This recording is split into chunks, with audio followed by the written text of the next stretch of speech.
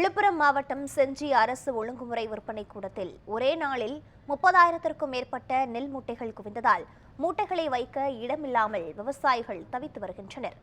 இதுகுறித்த கூடுதல் விவரங்களோடு இணைப்பில் இருக்கிறார் எமது செய்தியாளர் பரிமேலழகர். வணக்கம்.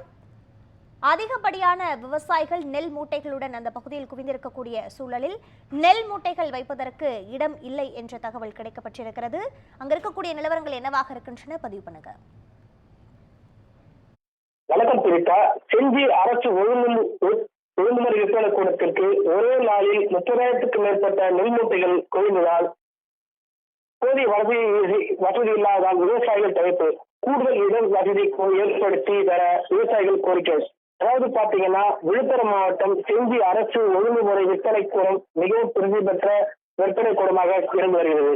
குறிப்பாக செஞ்சி அரசு ஒழுங்குமுறை விற்பனை கூடத்திற்கு பொன்னி நெற்கள் அதிக விலை கொள்முதல் செய்யப்படுவதால் விழுப்புரம் மாவட்டம் மட்டுமல்லாமல் அண்டை மாவட்டங்களான திருவண்ணாமலை, செங்கல்பட்டு உள்ளிட்ட மாவட்டங்களைச் சேர்ந்த விவசாயிகள் தாங்கள் விளைவித்த நெல் மூட்டைகளை செஞ்சி அரசு ஒழுங்குமுறை விற்பனை கூடத்திற்கு கொண்டு வருவார்கள்.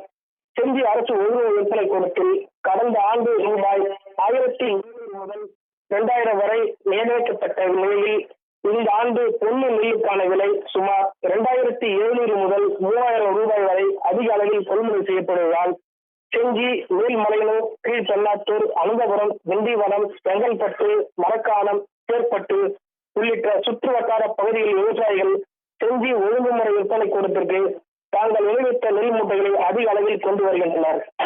இதனுடைய கடந்த ஜனவரி 24ஆம் தேதி முதல் 28ஆம் தேதி வரை தொடர்ந்து 4 நாட்கள் செஞ்சி அரசு ஒழுங்குமுறை விற்பனை கூடத்திற்கு விடுமுறை அளிக்கப்பட்ட நிலையில் இன்று 29ஆம் தேதி திங்கட்கிழமை செஞ்சி அரசு ஒழுங்குமுறை விற்பனை கூடம் திறக்கப்பட்டது.